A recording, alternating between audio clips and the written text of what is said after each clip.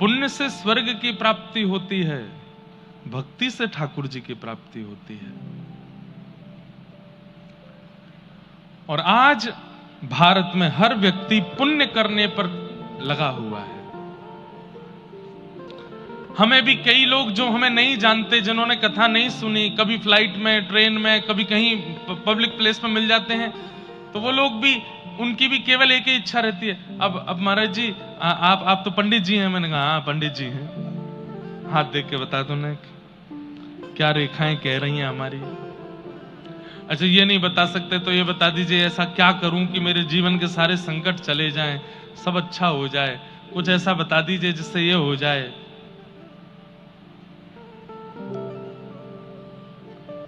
ये पुण्य की कामना में हम इतने लगे क्यों हैं? कथाओं में बताया जाता है कि अपने विचारों को शुद्ध करो, अपने जीवन को शुद्ध बनाओ, अपनी क्रियाओं को, वो नहीं करनी हमें, हम तो वही करेंगे जो हम करते आए हैं। आप तो बस पुण्य के मार्ग बताते चलो। मतलब वो वाली बात हो गई कि कोई वैद्य के पास जाकर के बोला कि मेरे को शुगर है, मैं मीठा नहीं छोड़ सकता, लेकिन आप कोई दवाई बताते जाओ जिससे मेरी शुगर भी कंट्रोल रहे और मैं मीठा भी खा सकूं। दुनिया में ऐसी कोई दवाई नहीं बनी जो आप दवाई भी खाते रहो, मीठा भी खाते रहो, शुगर आपकी स्किप भी ना हो, सब होगा। शुगर को सही करने के लिए तो आपको मीठा छोड़ना ही पड़ेगा, उसके बाद दवाई अपना काम करेगी। पुण्य दवाई है। पुण्य भी काम तब तक नहीं करता जब तक व्यक्ति अपने विचार और कर्मों को शुद्ध नहीं बनाता। रावण रोज शंकर जी का अभिषेक करता है, एवरी डे।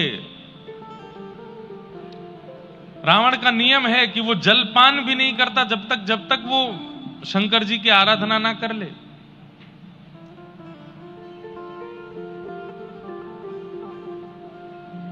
अरे स्वयं नई नई स्तुतियां बना करके शंकर जी के सामने गाता है। लेकिन ऐसे पुण्य का क्या फायदा जहां पर कर्म शुद्ध नहीं थे?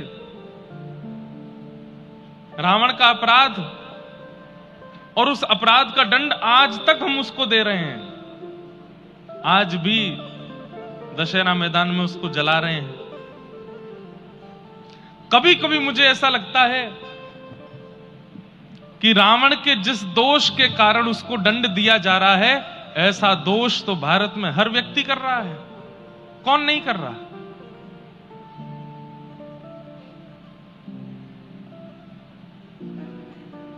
लेकिन क्योंकि रावण की प्रचलित कथा है इसलिए रावण दोषी है और हमारा सब छुपा हुआ है इसलिए हम दोषी नहीं है। इसलिए भैया पुण्य के पीछे ज्यादा मत भागिए। पुण्य कमाने की इच्छा से तिरुपति बालाजी मत जाइए। पुण्य कमाने की इच्छा से, अब तिरुपति में दर्शन करने जाते हैं तो वहां कई लोग केश दान करते हैं, और केश दान करने के पीछे ऐसा हो ही नहीं सकता कि कोई कारण नहीं है। अकारण कोई केश नहीं दे सकता। वहां पर माताएं बहनें भी केश दान करती हैं, उसके पीछे भी कारण यह है कि उनकी कोई मनोकामना है, उनकी कोई कामना है। कामना या तो पूरी हो जाए तो केश दान करते हैं, या कामना पूरी हो जाए उसकी विनती के लिए केश दान करते हैं। निस्वार्थ भक्ति कर कौन रहा है आज संसार में? कोई भी नहीं। स्वार्थ लाग करहि सब प्रीति, सब स्वार्थी हो गए हैं। इसलिए ठाकुर जी ने भी फिर अपना नियम बदल लिया है। ठाकुर जी भी फिर सोचते हैं कि ठीक है तुम स्वार्थी हो तो फिर मैं भी अपना व्यवहार स्वार्थ का ही रखूंगा, जैसे को तैसा। तुम स्वार्थ से भजते हो तो जब तक तुम नहीं भजोगे तब तक हम कुछ देंगे भी नहीं, हम भी स्वार्थ से ही तुमको देंगे। पर हम जिन भक्तों के चरित्र सुनते हैं वो स्वार्थी नहीं है, उनका अपना कोई इच्छा नहीं है, वो ठाकुर जी को बस भजने के लिए भजते हैं। हमारी प्रार्थना है अब पुण्य की इच्छाएं कम करिए, भक्ति के भाव से। तिरुपति इसलिए नहीं जाना क्योंकि आज एकादशी है, क्योंकि आज पुण्य मिलेगा, क्योंकि आज ये है, बस जाइए। कि बहुत दिन हो गए, अब अवसर मिला है, वेंकटेश भगवान को देख करके आए कि वो ठीक हैं, वो आनंद में हैं, वो प्रसन्न हैं। और ठाकुर जी के सन्मुख जाकर के पूछ लिया कीजिए, नाथ कैसे हो आप, ठीक हो, राजी हो, प्रसन्न हो, पूछ लीजिए। अपनी आंखों के आगे हर व्यक्ति से हम पूछते हैं दिखने वाले को कि आप कैसे हो। कभी प्रकट होते हुए नित्य सूर्य प्रकट होते हैं, कभी पूछा आप कैसे हो। हमारी तो फिर भी छुट्टी होती है, आप तो कभी छुट्टी नहीं लेते, रोज आ जाते हो। सूर्य नारायण भगवान कभी अवकाश नहीं लेते। देवताओं में दो देव ऐसे हैं जिनका कभी अवकाश नहीं होता, एक सूर्य देव, एक पवन देव। ये नित्य रहते हैं और सब जगह इनकी उपस्थिति है। तो भक्ति में प्रविष्ट होइए, पुण्य की इच्छा, पुण्य कर्म कीजिए। मैं भी करता हूं, हवन करता हूं, यज्ञ करता हूं, अनुष्ठान करता हूं, व्रत करता हूं, नियम करता हूं, लेकिन इन सबके पीछे कोई इच्छा नहीं होती। इच्छा केवल एक ही होती है, ठाकुर जी आप राजी रहो, आप प्रसन्न रहो, बस।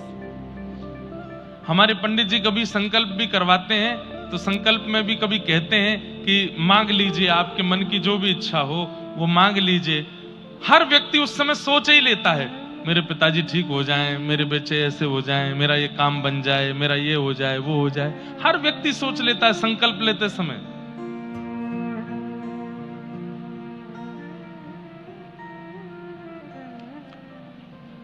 हमारे पंडित जी जब कहते हैं संकल्प लीजिए, कुछ मनोकामना हो तो आप मांग लीजिए, तो बस एक ही बात मानते हैं, श्री गिरधर लाल चरण सन्निधोः प्राप्त्यर्थम श्रीमद् भागवत अविचल भक्ति प्राप्त्यर्थम। श्री गिरधर लाल जी की सन्निधि मिले, भागवत जी की अविचल भक्ति मिले, कथा रस में भाव निमग्न हो। ऐसी इच्छा ना हो कि मुझे बहुत सुने, बल्कि ऐसी इच्छा प्रकट हो कि मैं जो कहता हूं वो मैं ही सुनूं और मैं सुनकर के खुद को परिवर्तित करूं। इन भावों से ठाकुर जी प्रसन्न होते हैं।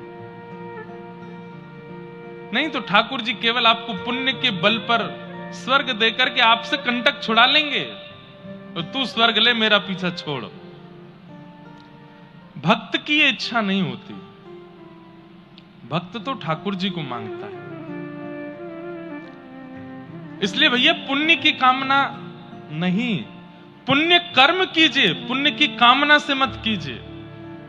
कामना उसमें भी भक्ति की कीजिए कि मुझे भक्ति प्राप्त हो, मुझे सरलता प्राप्त हो, मैं सहज हो जाऊं, मेरा मन निर्मल हो जाए। संत श्री कबीर दास जी महाराज का नाम सबने सुना है, पर उनकी जीवन गाथा किसी ने नहीं सुनी, बहुत कम लोग जानते हैं। श्री कबीर दास जी महाराज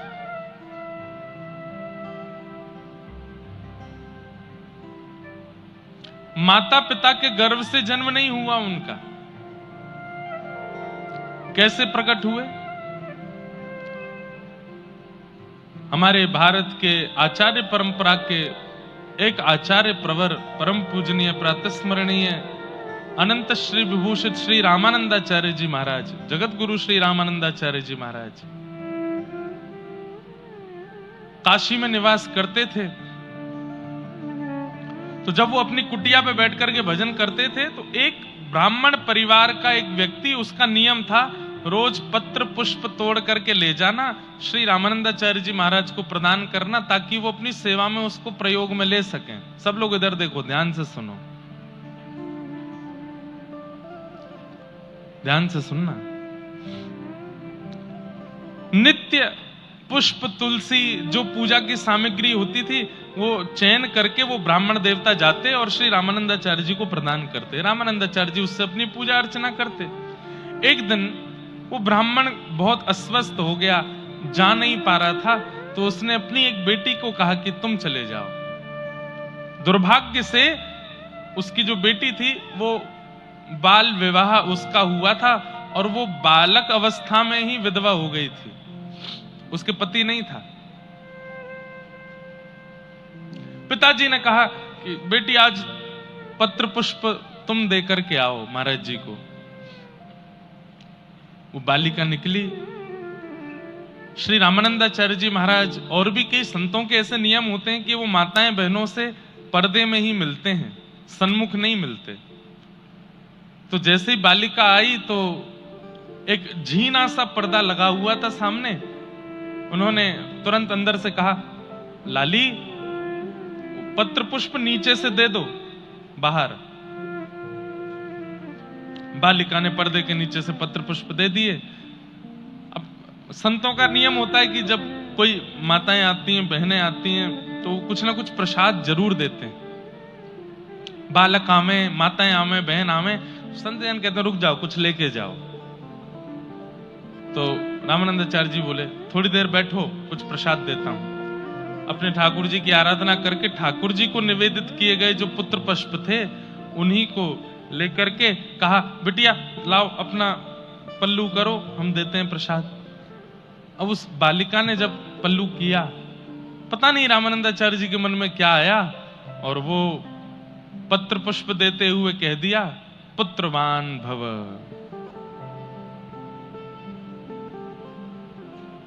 ये आशीर्वाद ग्रहण करते ही वो बालिका तो रोने लगी। बोले तुम रो क्यों रही हो?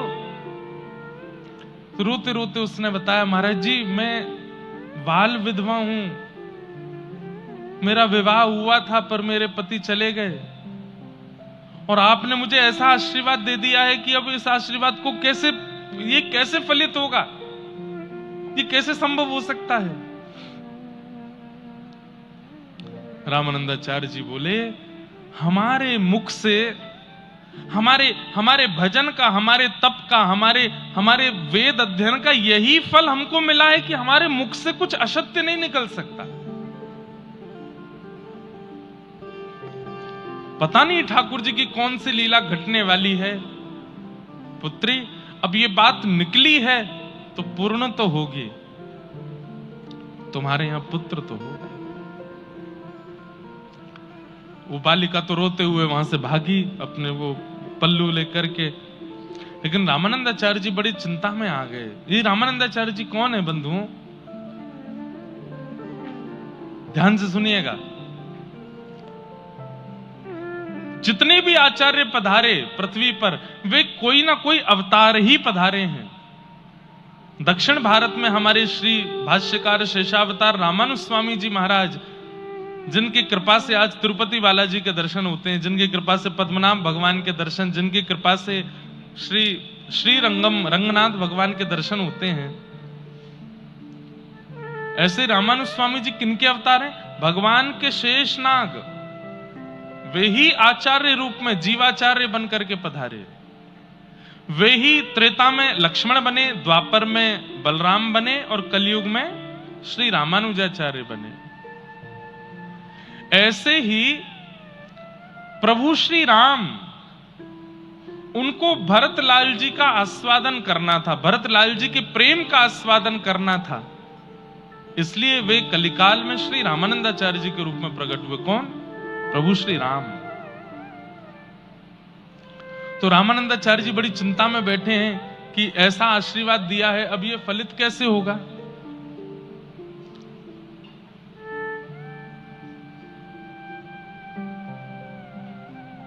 हमारे सूरदास जी महाराज कहते हैं,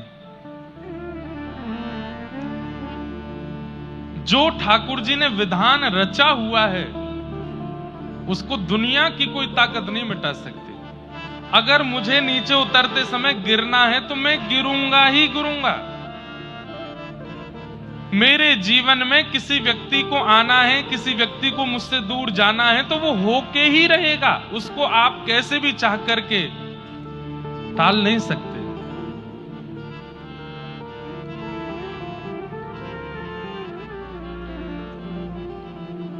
सूरदास जी का एक पद है, होनी टाले नाही टले, होनी टाले नाही टले।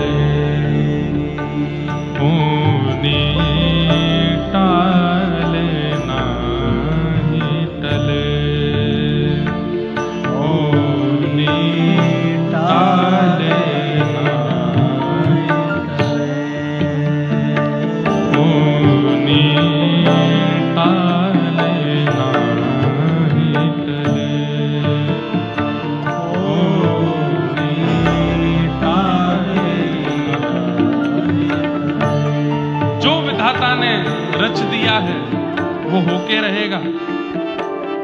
उसको चाहे कितने भी तंत्र करवा लो, कितने भी मंत्र कर लो, कितने भी आप झाड़ फूंक करवा लो, गंडा बंधवा लो, यहां तक अपने हाथों में कुछ नहीं होने वाला। जो होना है वो होके रहेगा, उसको कोई नहीं टाल सकता। होनी टाले नाही करे, होनी टाले नाही करे। जो अपनों पुरुषार्थ माने, जो अपना पुरुषार्थ माने, जो अपनों पुरुषार्थ माने, जो अपना पुरुषार्थ माने, जो अपनों पुरुषार्थ माने, जो अपना पुरुषार्थ माने, जो अपनों पुरुषार्थ माने, जो पुरुषार्थ माने, हे तिन पर विपत्ति परे, तिन पर विपत्ति परे, कर्म गति टाले नाही टले, कर्म गति टाले हे कर्म गति टाले नाही टले, कर्म गति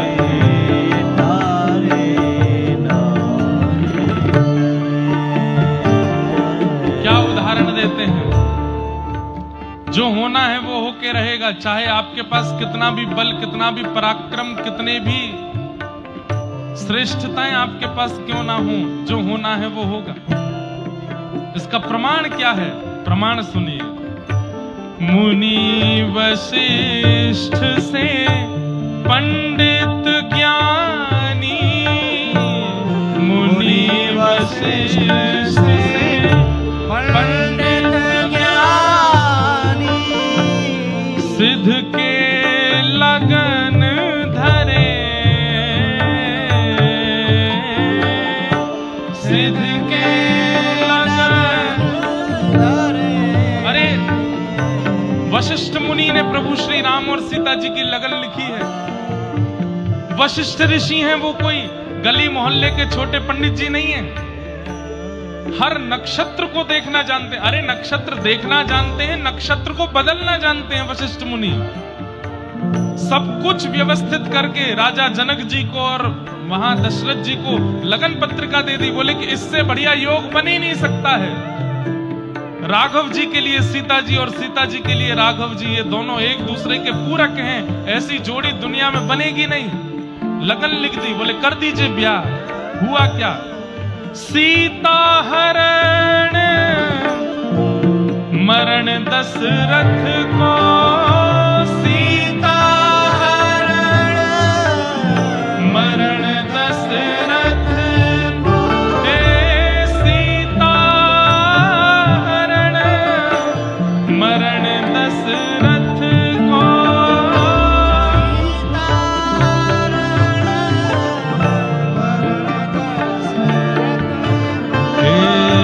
वन में विपत्ति फिरे,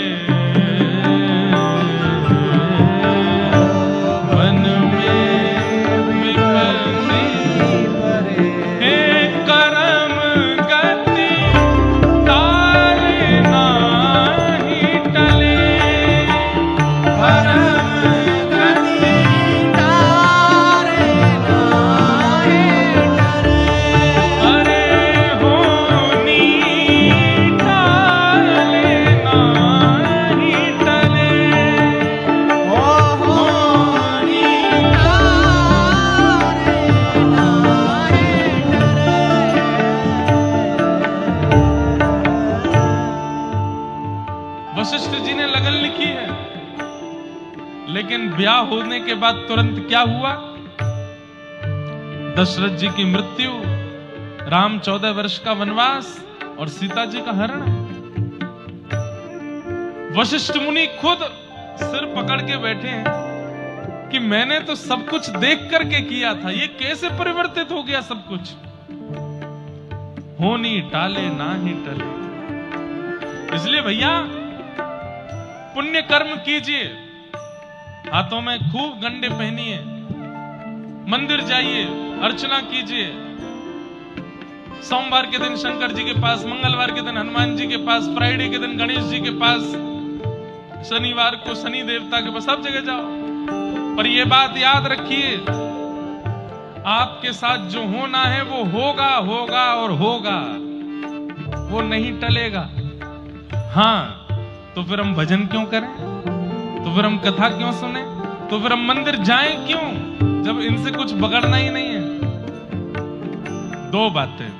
पहली बात, निस्वार्थ प्रीति के लिए। कोई कहे कि मैं ठाकुर जी के पास जाऊं क्यों, अगर इनके पास जाने से कुछ होना ही नहीं है।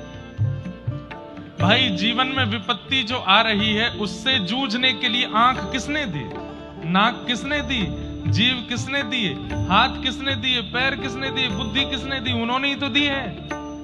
तो उस विपत्ति से लड़ने जूझने का बल जिसने दिया है, सर्वांगीण अंग जिसने दिया है, उसको धन्यवाद कहने के लिए जाओगे तो वो आपके इन अंग प्रत्यंगों को और बलवान बना देगा, ताकि उस विपत्ति से तुम और जूझ सको।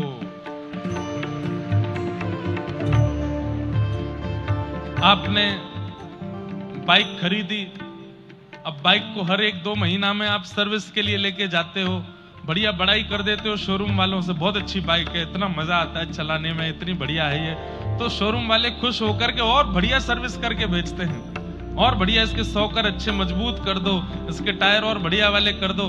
सुनो, हम आपसे पैसा नहीं लेंगे, एक आध चीज हम अपनी तरफ से लगा देते हैं इसमें, ताकि और बढ़िया हो जाए। ठीक वैसे ही आपके जीवन में जो आना है वो आपकी कर्म गति है, वो तो आएगी, लेकिन बीच बीच में आप ठाकुर जी को वंदन करने जाते हो, प्रणाम करने जाते हो और धन्यवाद कहते हो, नाथ मेरे जीवन में संकट है, विपत्ति है, लेकिन कोई दिक्कत नहीं, आप टेंशन मत लो, आपने बढ़िया शरीर दिया, इससे मैं लड़ूंगा, जूझूंगा। तो ठाकुर जी के मन में दया आ जाती है, और ठाकुर जी बुद्धि को प्रवीण बना देते हैं, हाथों को प्रवीण बना देते हैं, वाणी को प्रवीण बना देते हैं, ताकि उस विपत्ति से तुम और जल्दी निकल सको। ठाकुर जी आपकी सर्विसिंग और बढ़िया कर देते हैं। कई बार ऐसा होता है कि विपत्ति जीवन में आई और बुद्धि सोच ही नहीं पा रही है कि हमें करना क्या चाहिए। जीवन में एक ऐसा मोड़ आया कि आपकी बुद्धि फेल हो गई है, अब क्या करें? भक्ति करने वाले व्यक्ति की बुद्धि कभी फेल नहीं होती, उसके जीवन में आने वाली परिस्थिति आते ही उसको निदान पता है कि मुझे अब क्या करना है, और वो उस मार्ग से निकल जाता है। भोगना सबको पड़ता है, चाहे भीष्म पितामह हो, चाहे ध्रुव हो, चाहे प्रहलाद हो, चाहे सूरदास हो, चाहे कबीरदास हो, सबको सहना तो पड़ता है। पर सहने में मैं एक बात कहता हूं, भक्ति क्या है? एनेस्थीसिया का इंजेक्शन है। एनेस्थीसिया का इंजेक्शन लगते ही सुन्न हो जाता है, अब डॉक्टर काटो पीटो खून निकले कुछ पता नहीं चलेगा। भक्ति भी एनेस्थीसिया का इंजेक्शन है, एक बार अगर लग गया तो जीवन चाहे जितने खतरनाक मोड़ ले ले, आपको अनुभव नहीं होगा, आप प्रसन्न ही रहने वाले।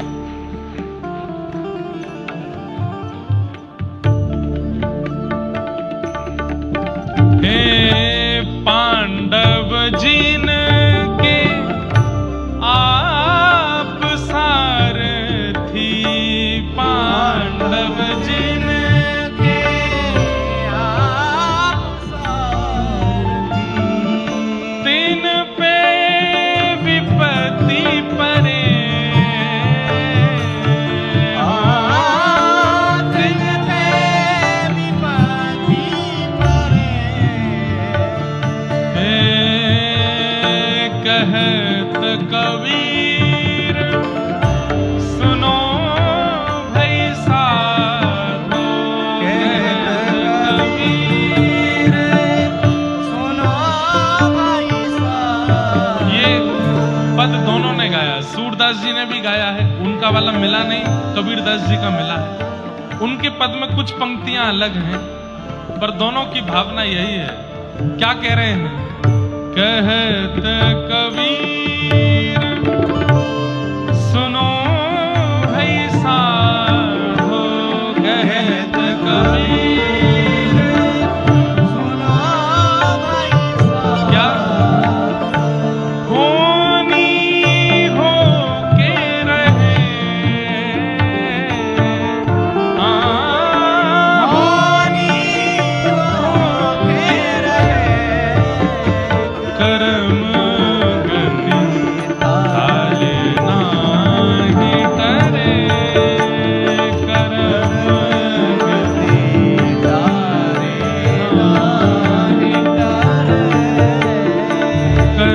कर्म गति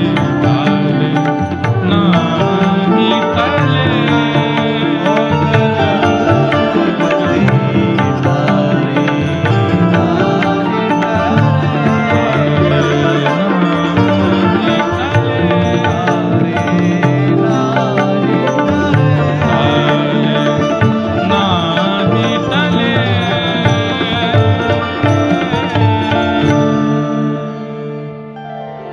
कर्म गति टाले नाही टले, होनी होके होनी टाले नाही टले।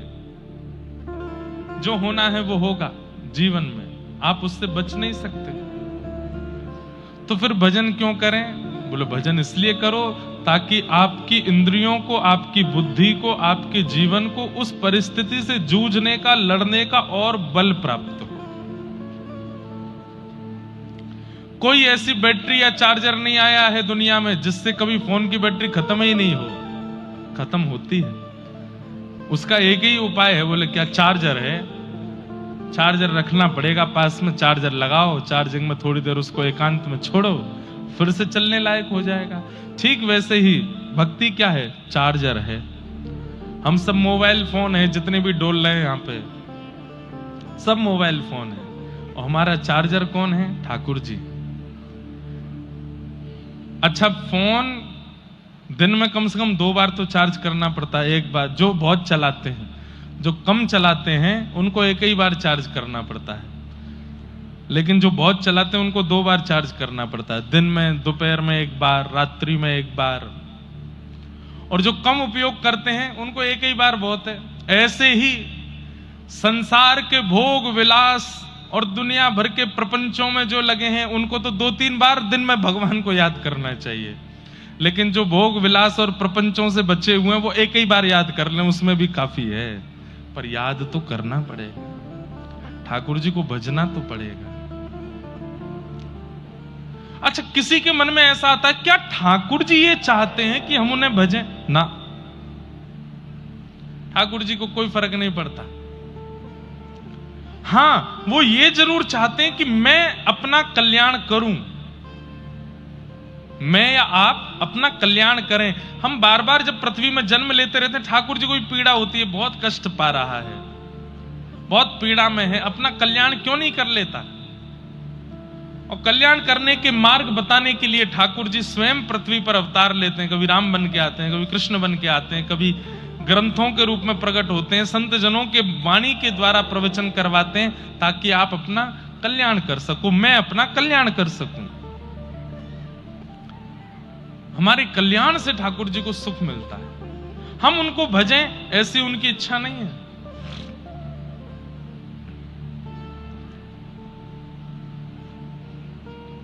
तो रामानंदाचार्य जी ने उस बालिका को पुष्प दे दिए और कह दिया पुत्रवान भव, और वो तो बाल विधवा रोती हुई दौड़ी गई।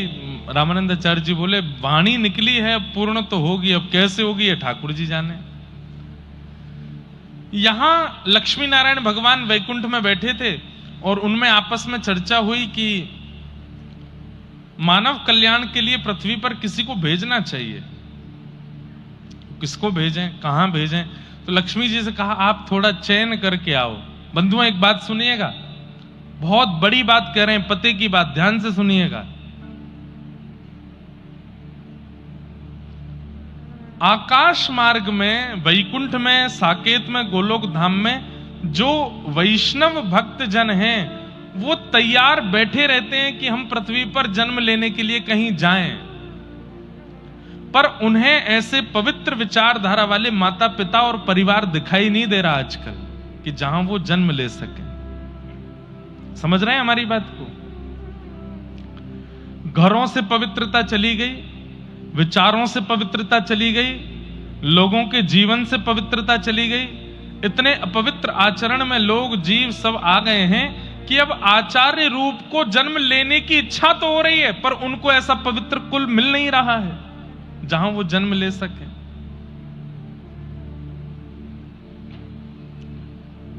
इसलिए मन को, बुद्धि को, घर को पवित्र कीजिए ताकि कोई आचार्य आपके परिवार को चुन ले और आपके घर के बालकों के विवाह के उपरांत जब उनके गर्भ में कोई संतान आवे तो वो कोई आचार्य ही आवे।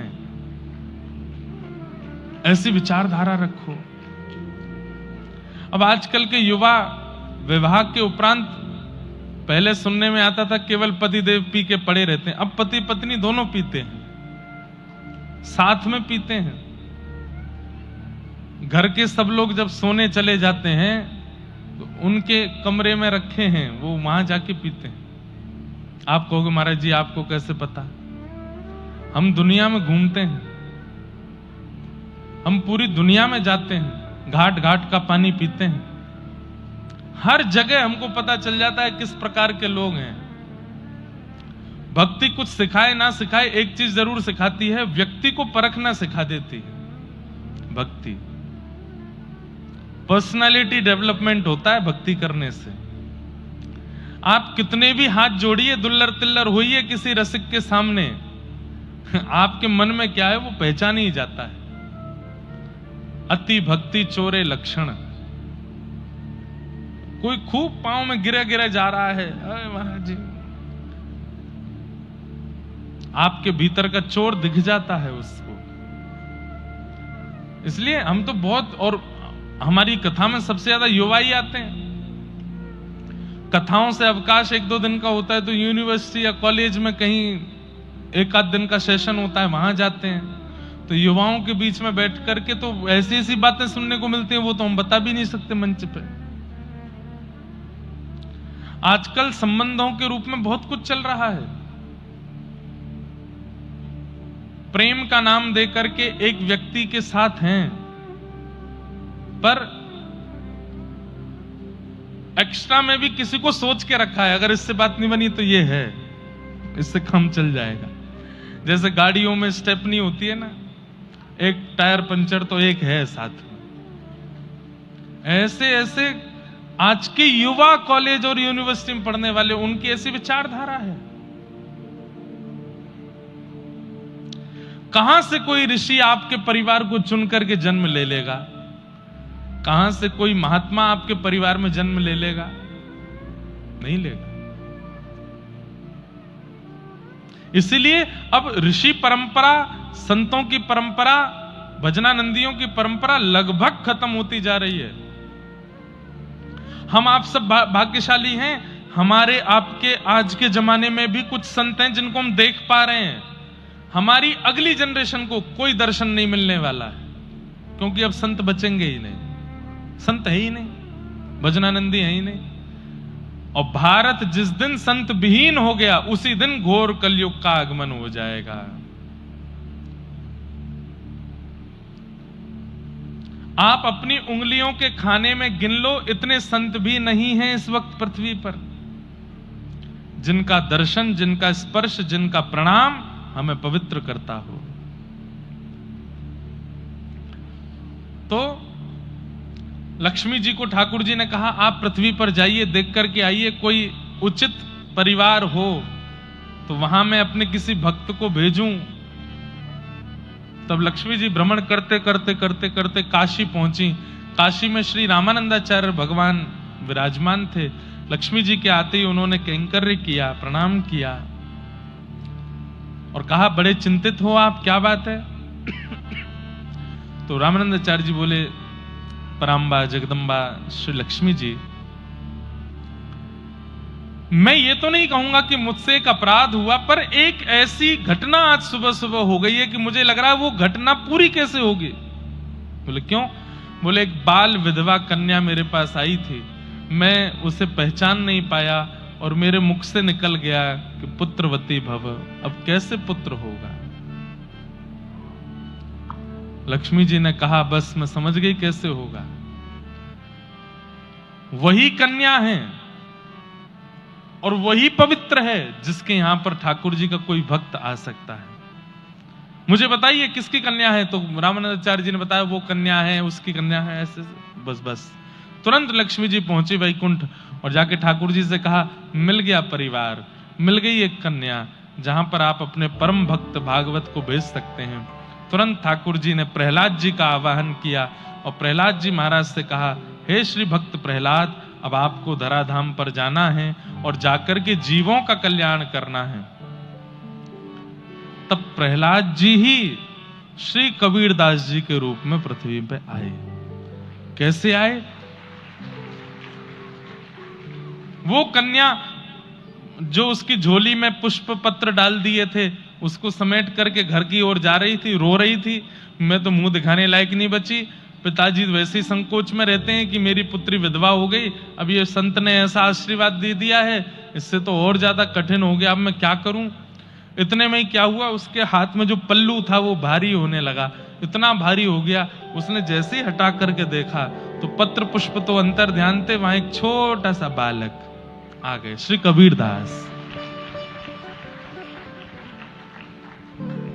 अब तो वो कन्या इतनी घबरा गई, बोले अब क्या करूं मैं, ये तो और बुरा हो गया मेरे साथ, मैं किसको बताऊंगी, कैसे बताऊंगी कि ये कहां से मिला बालक।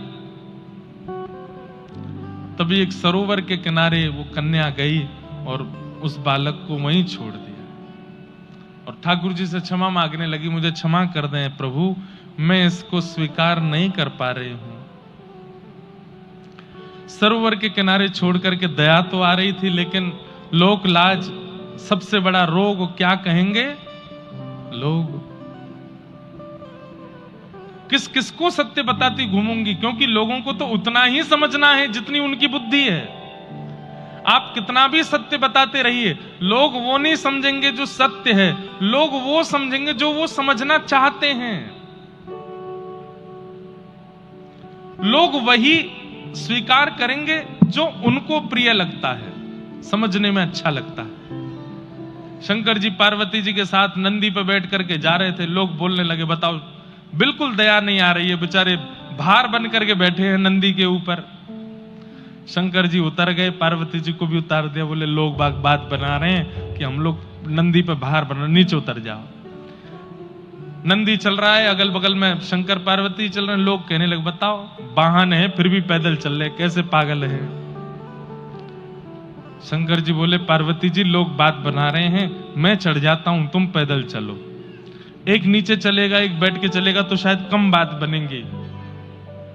लोग बात बनाने लगे, बताइए कैसे पतिदेव में पत्नी को पैदल चलवा रहे, खुद बैठ गए ऊपर। शंकर जी उतर गए, बोले देवी आप बैठ जाओ, लोग बात बना रहे हैं। पार्वती जी बैठ गई, शंकर जी बोले अब ठीक है। लोग बाग बोले जो रुके गुलाम, पत्नी बैठा रखी है, खुद पैदल चल रहे हैं उसके नीचे। शंकर जी को आया गुस्सा, बोले पार्वती नीचे उतरो, नीचे उतरो, और नंदी को अपने सिर पर बैठा लिया, बोले अब चलो। लोग बाग बोले बताओ भलाई का जमाना नहीं रहा है, वाहन के ऊपर बैठना चाहिए, वाहन अपने ऊपर बैठा रखा है। शंकर जी बोले कहां जाए हम, तुम लोग कहीं जीने दोगे कि नहीं। तो भैया ये संसार है, इसको सत्य सुनना प्रिय नहीं है, इसको वो सुनना प्रिय है जिससे चाय गटकने में अच्छा लगे। भाई चाय पे चर्चा भी तो होनी चाहिए, दो लोग चाय पिए तो बीच में बात क्या होगी। तो इसलिए वो बातें रखो जिससे चाय गटकी जा सके। आज के लोगों को सत्य सुनना प्रिय नहीं है, आज के लोगों को वो सुनना प्रिय है जिससे उनके मन का मनोरंजन हो जाए। ऐसे हैं लोग। तो कन्या ने विचार किया कि अगर मैं इस बालक को लेकर के गई, मैं कितना भी बोलूंगी कि रामानंदाचार्य जी ने आशीर्वाद देकर के दिया, पत्र पुष्प दिए और ये अपने आप बालक आ गया, कोई नहीं मानेगा। छोड़ दिया, एक सरोवर के तट पर छोड़ दिया। वो बालक गिरता गिरता गिरता सरोवर में जा गिरा। तभी एक कमल प्रकट हुआ, कमल के ऊपर वो बालक आ गया। सर्पों ने आकर के उस कमल को घेर लिया।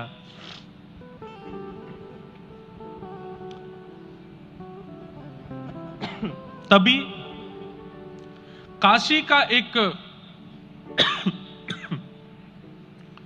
कपड़ा बुनने वाला व्यक्ति, जो कि हिंदू नहीं था, मुस्लिम था, उसके पति पत्नी दोनों जा रहे थे। दोनों की यहां संतान नहीं थी, संतान की इच्छा बहुत ज्यादा थी। सरोवर के तट से निकलते समय उन्होंने जैसे ही देखा एक बालक, बोले देखो हमारे ईश्वर ने हमारी सुन ली, भले ही हमारे संतान नहीं हुई लेकिन एक संतान बालक दी है। थोड़ी देर हम प्रतीक्षा करते हैं, अगर इसके माता पिता आ गए तो ठीक, नहीं तो हम इसको लेके चले जाएंगे। प्रतीक्षा की, कोई नहीं आया तो उस बालक को लेकर के वे दोनों दंपति चले गए और उसका नाम कबीर रखा। कबीर ईश्वर के द्वारा जो प्रदत्त है वो कबीर है। बाल्यकाल से ही दिव्य चेष्टा, दूध पान नहीं किया। क्यों नहीं किया? क्योंकि मां को दुग्ध आता नहीं था और घर में भेड़ बकरियां थीं। मुसलमान का घर था तो वहां कोई गैया और ये तो थे नहीं, तो उनका भी दूध नहीं पिया, भेड़ बकरियों का भी। मुख खोलते ही नहीं थे, बस नेत्र बंद, मुख बंद, और बस बैठे बैठे बस श्वास चल रही है छोटे से बालक की। माता बड़ी घबराहट में आ गई, बोले ये कुछ खाता पीता नहीं है, इसको कोई नजर गुजर तो नहीं लगी। मौलवी के पास लेकर के गए, मौलवी से जाकर के कहा आप थोड़ा झाड़ फूंक कर दो। मौलवी ने झाड़ फूंक कर दिया, फिर भी खान पान शुरू नहीं हुआ। तो उन्होंने कहा तुमको कहां से मिला बालक? तुम्हारा ही बालक है? बोले नहीं हमारा तो नहीं है, ऐसे ऐसे हमको तो एक सरोवर पे मिला। बोले हो ना हो ये किसी हिंदू का बालक है, और हो ना हो किसी तपस्या से प्रकट हुआ बालक है, इसको पवित्र वस्तु सेवन का शायद अधिकार है। तुम एक काम करो, किसी हिंदू के घर से शुद्ध वेद लक्षणा गौ माता का दुग्ध और उनके भगवान का भोग लगाया हुआ लेके आके पिलाना है इसको, पीता है कि नहीं। तो कोई जानकार हिंदू थे, उनके घर जाके कहा कि आप शुद्ध गैया का दूध का भोग लगा के हमको दो। तो हिंदू भी आश्चर्य में पड़ गए, हमारे भगवान का लगा हुआ भोग तुम क्यों पियोगे? बोले कि कुछ काम है जरूरी।